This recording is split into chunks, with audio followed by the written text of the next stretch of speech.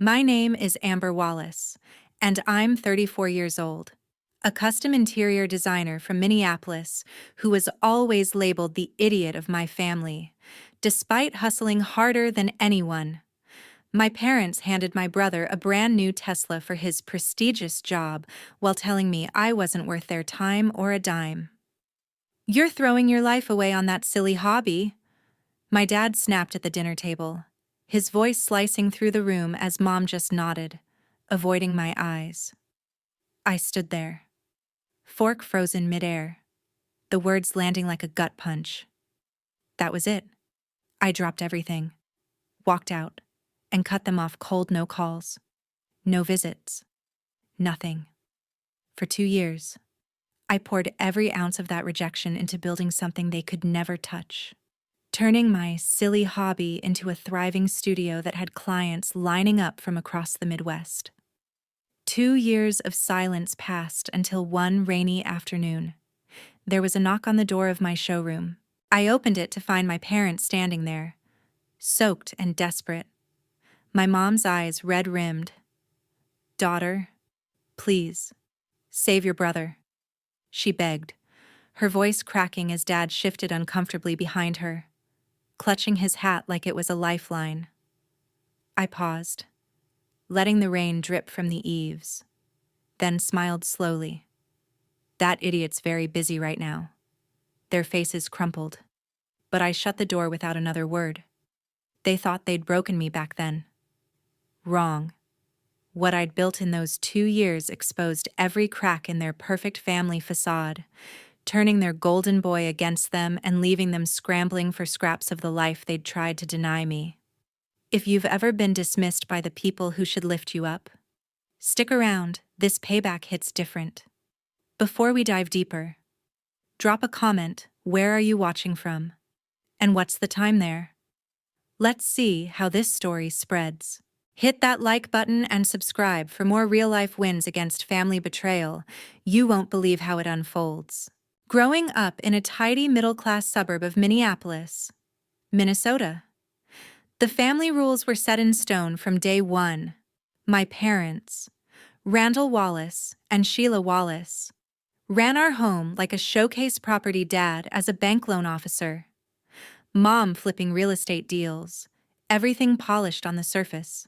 But underneath, the favoritism was as clear as a Minnesota winter. My brother Cody, 3 years my junior, was their star from the start. He breezed through school with straight A's in math and science, barely cracking a book, while I poured hours into my assignments just to hit average marks. They'd parade his report cards at family dinners, Dad slapping his back with pride. "This boy's going places," he'd say, eyes gleaming like Cody had invented the wheel. Mom would chime in, adjusting her necklace. "We always knew he'd excel." Me, I had a knack for seeing spaces differently. By age 10, I could sketch room layouts that made sense, rearranging furniture in my head to make things flow better. At 14, I spent a summer turning our backyard shed into a mini design studio, scavenging old fabrics and wood scraps from neighborhood garage sales. I asked contractors for tips when they'd let me watch their jobs. And soon, the neighbors were buzzing.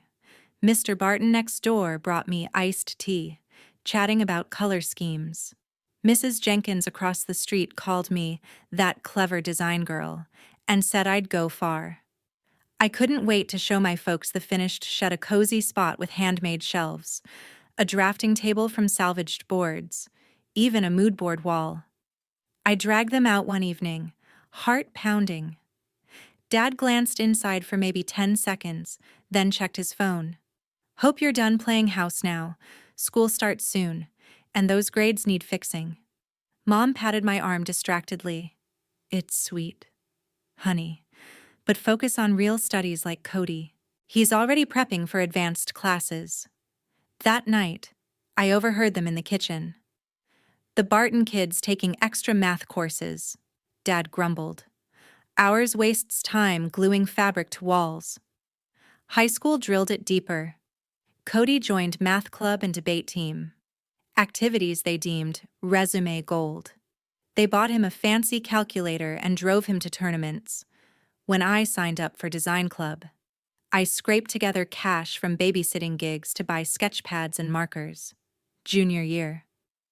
Our club revamped a community center's lobby on a shoestring budget, new layouts, upcycled decor that made the space welcoming.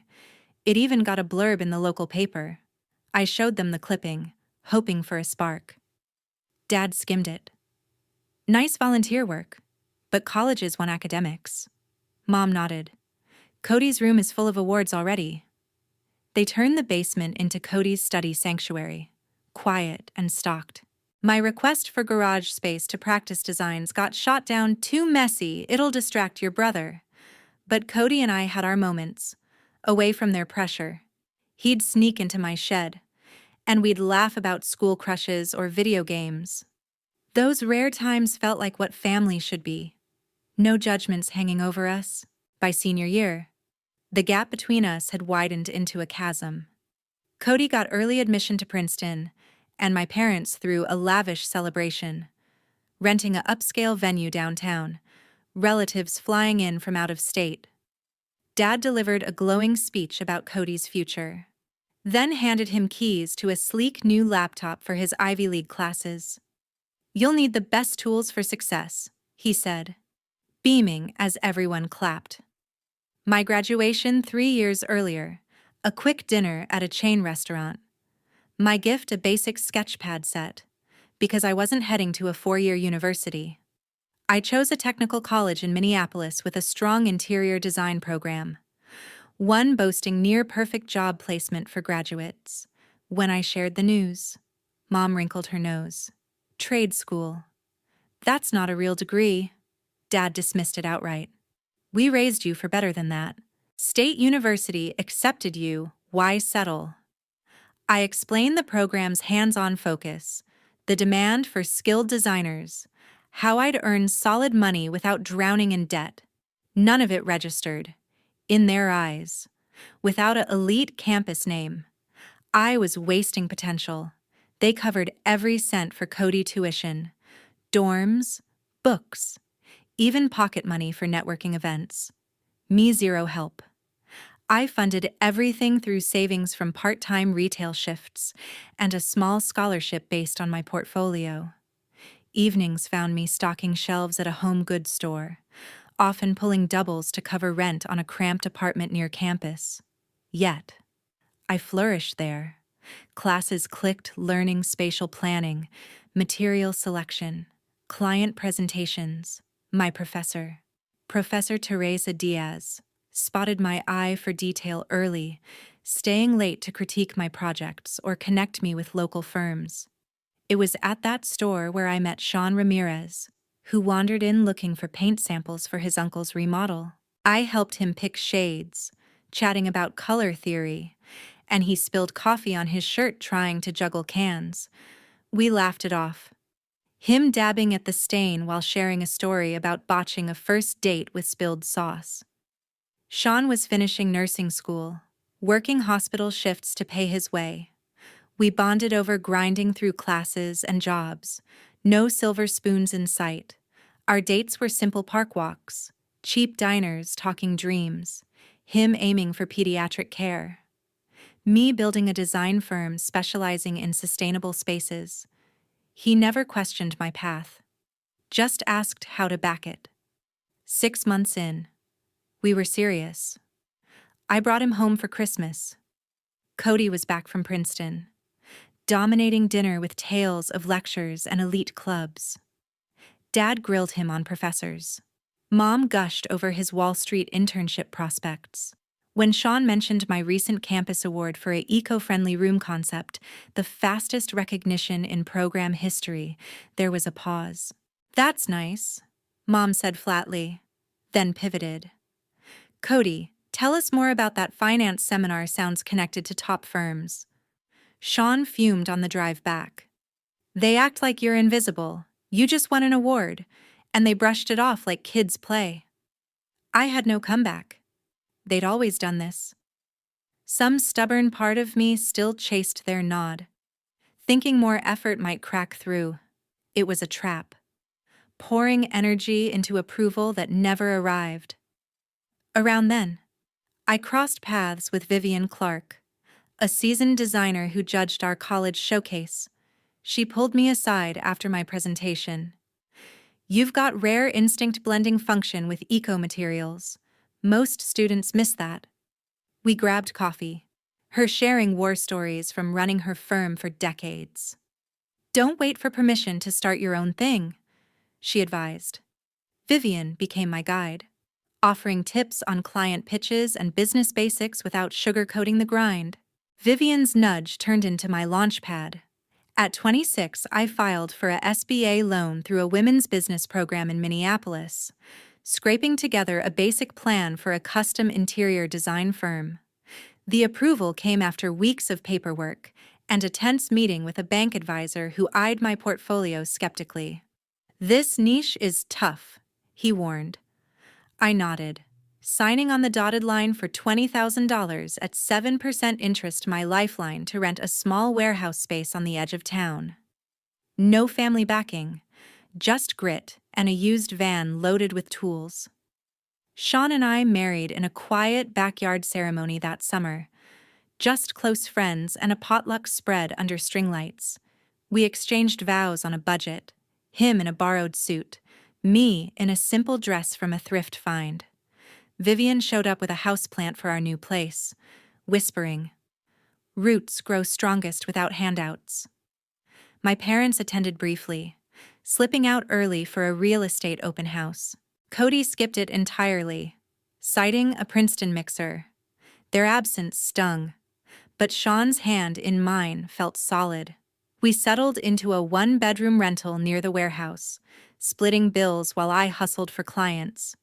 Sean picked up extra shifts at the hospital, covering groceries when my first gig's basic room refreshes for young families paid peanuts.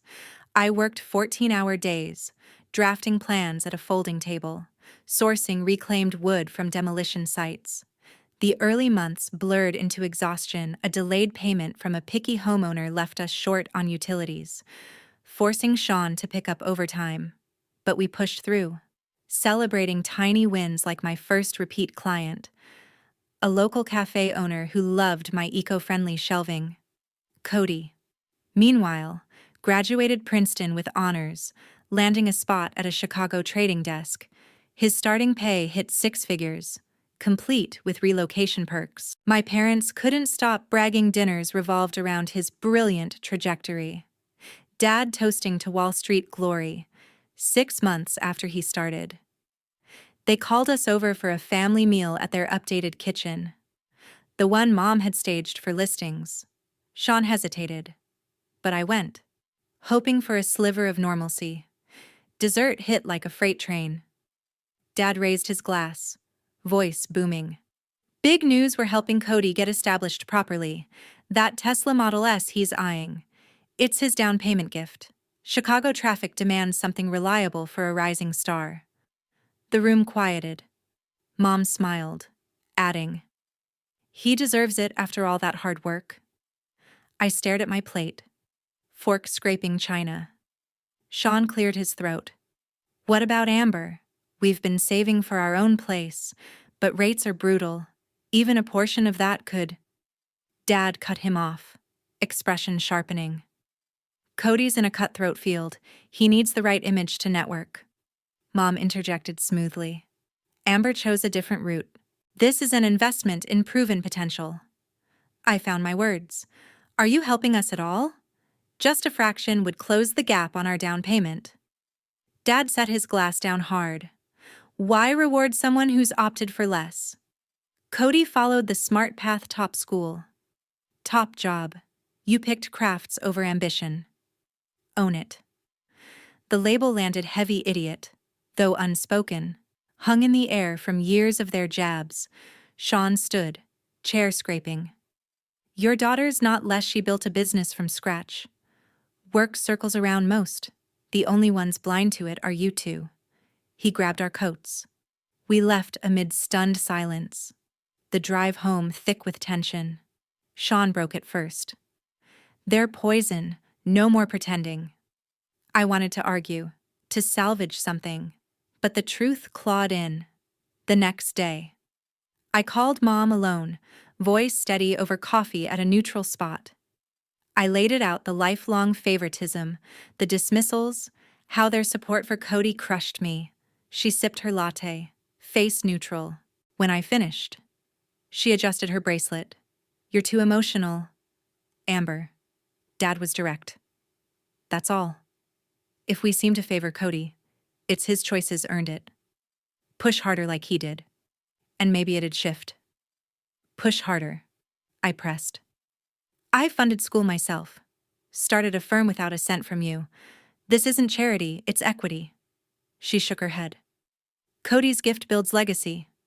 Yours? It's hobby level." The finality hit. They saw no value in my world. I thanked her quietly, hung up, and blocked the numbers that night. No more chasing ghosts.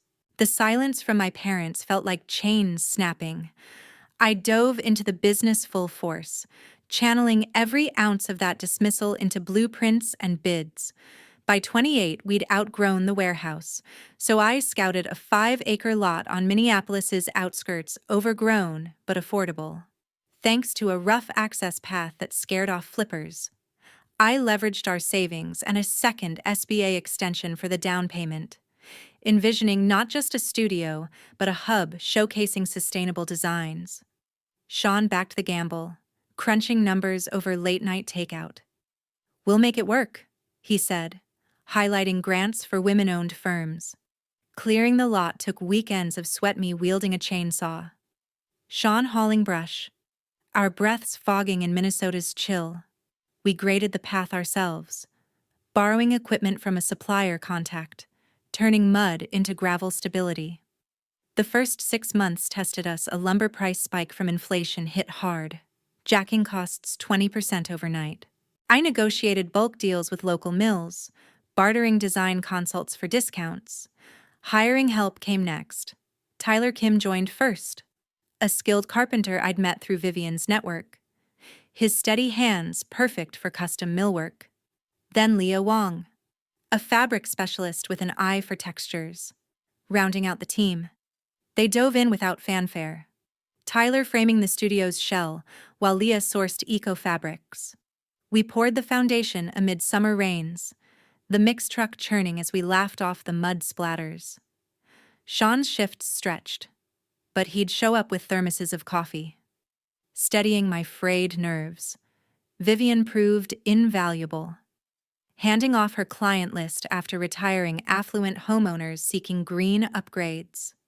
"You've earned this," she said over a shared lunch, her folder of leads a gold mine. We landed our first big job, revamping a lakeside cabin with reclaimed wood accents and modular storage that adapted to seasonal floods. The client raved, referring us to a developer group. By the 1-year mark, the studio stood a 2-story space with open drafting areas, a material showroom lined in samples, and a workshop humming with saws. Inflation kept biting, though. A key supplier hiked rates again, forcing us to pivot to regional alternatives. I cold-called co-ops in rural Minnesota, striking partnerships for steady wood at fixed prices. Tyler suggested efficiency tweaks, like pre-cutting panels off-site, shaving hours per project. Leah streamlined vendor talks, locking in fabric deals that cut waste.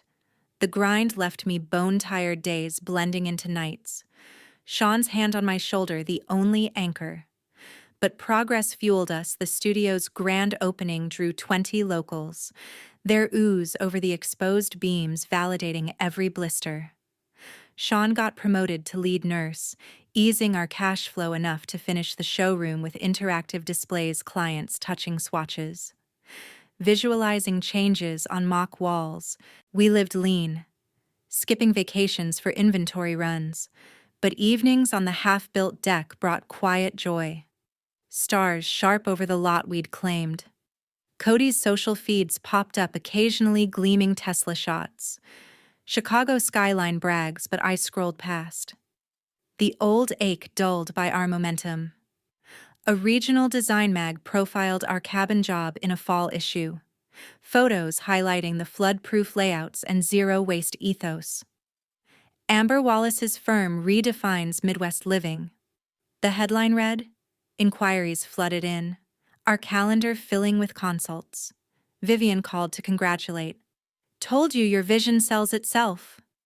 The piece circulated fast, but I kept focus on the next blueprint. The team buzzing around prototypes. The magazine spread changed everything, but not how I expected. A Tuesday in early spring.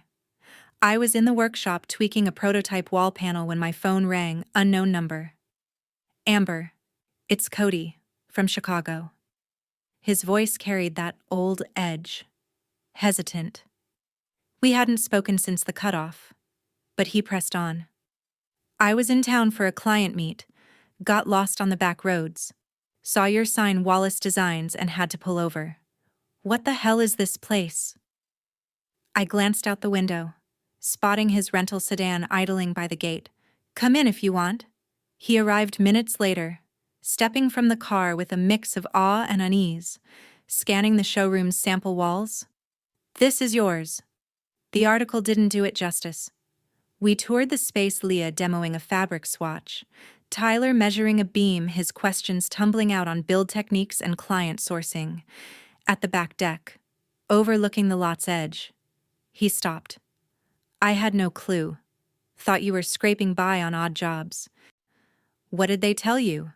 I asked, handing him a water. Cody shifted. "Mom and Dad said your thing was struggling, small gigs. Nothing steady." The familiar sting flickered. "Yeah, their version." He sat, rubbing his neck. "Look, I'm not great either. The desk job's a grind, 80-hour weeks. Bonuses tied to quotas that kill sleep." Sean joined us then, fresh from a shift, sensing the weight. "Happiness in it?" he asked Cody directly. Cody stared at the horizon. "Success? Sure. But the Tesla? It's a chain. Lease payments eat half my check. And with market dips, I'm underwater." He confessed the rest, girlfriend bailing over his absences. Blood pressure meds at 31, side hustle in crypto tanking amid volatility. "I shuffle trades for execs dodging taxes. Feels hollow. You built real spaces people live in." The admission hung. Our first honest talk in years. The next day, my phone buzzed again. Dad's name. After 2 years of nothing. "Cody mentioned your setup. Impressive. Your mother and I want to see it." No apology, just demand. "Why now?" I shot back. "You ignored me for decades." Dad's tone sharpened. "Don't overplay it. Busy lives, visit or not." That lingering kid in me caved. Saturday, noon. Their SUV crunched gravel that morning. Dad in pressed slacks, Mom in pearls. Expressions schooled into mild curiosity. The tour started polite oohs at the showroom, Dad probing material costs. In the conference area, Mom paused by a project board. "These are upscale. The Lakesiders commissioned this, redid their sunroom last fall." I said. Her eyes lit. "Karen raved about it. No idea it was you." The shift grated sudden pride now that social ties overlapped. I stopped them cold. "If Cody hadn't spotted this, would you be here if my firm stayed small? Would you care?" Dad frowned. "What's this about?" "Simple, your support was always conditional.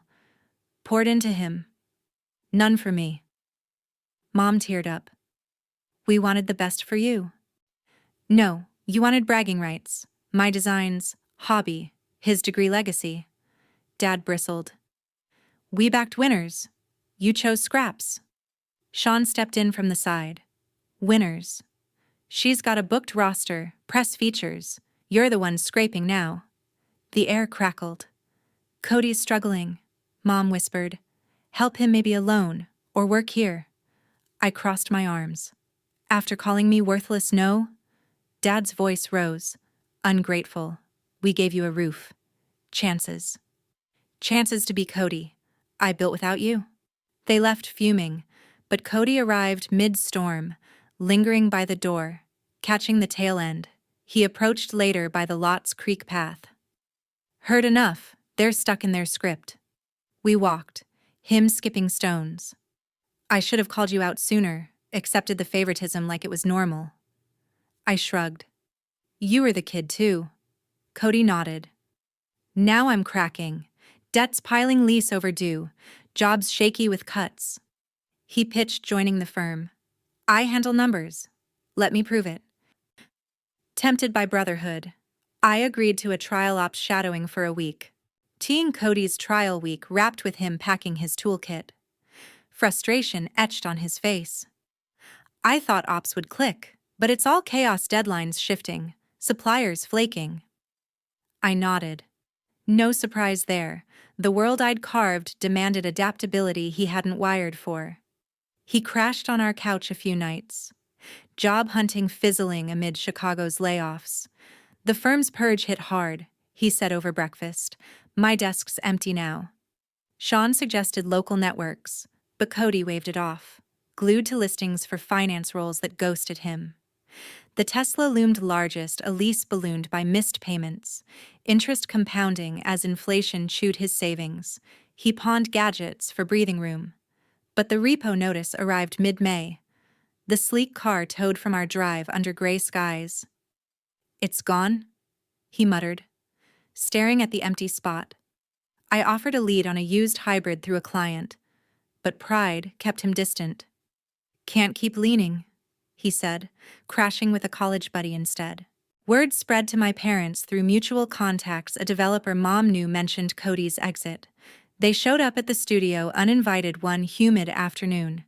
Dad's tie askew, Mom's makeup smudged. We need to talk, Dad barked. Bypassing the showroom, I ushered them to the conference nook, Sean hovering nearby. Mom launched in, voice quivering. Cody's spiraling, lost the job. The car's repossessed. He's crashing on couches, dodging collectors. Dad added gruffly. Your brother's future's at stake. You built this, help him get back on track. The plea twisted familiar. After years of backing him over me? Now you want my resources? Mom clutched my arm. Family sticks together. Lend him startup cash. Or a role here, Sean interjected. This isn't charity. He needs to earn it, like Amber did. Dad's face reddened. We invested in winners. This mess. It's fallout from his choices. I pulled away. No, it's your blueprint failing. You gifted the Tesla. Ignored my grind. Cody's paying now. Same as I did without your net. They pressed. Mom tearing up. Daughter, please, save your brother. The words hung, echoing the desperation I'd scripted in my head. I paused, letting silence stretch, then smiled faintly. That idiot's very busy right now. Dad's eyes widened. After everything we gave you gave nothing but doubt. We're done. They stormed out, SUV kicking gravel. But the finality settled like frost. Fallout rippled quick. Dad's bank branch shuddered in the downturn. His loans portfolio tanking with rising defaults. Layoffs hit managers first. Mom's listings stalled. Buyers fleeing high rates. Her commissions drying up. They downsized to a condo in the suburbs. Whispers at open houses turning to sidelong glances. Social ties frayed. The country club crowd distanced. Tired of excuses for their troubled son. Cody scraped by on gig apps. Driving ride shares in a borrowed beater. The Tesla's ghost haunting his credit score. He texted sporadically job rejections. Eviction scares, but I kept responses short. Boundaries firm. Sean and I focused inward, his promotion locked in steady hours, and we planned for a family. The studio's back room eyed for a nursery. Tyler and Leah stepped up, leading a team expansion to 10. Our eco-line landing a city contract for public spaces. Vivian dropped by for coffee, toasting our resilience. You didn't just survive, you redefined the game. Evenings found us on the deck, Sketches for baby-proof layouts scattered. The lot alive with fireflies. Looking back, their rejection forged this, a life unscripted by approval. Rooted in choices mine alone. Success isn't loans or leases. It's the quiet build of spaces that endure. People who stay. Lessons that stick. In Minnesota's long winters, I learned warmth comes from within, not handouts. If family tests you, walk your path, they'll chase shadows while you claim the light.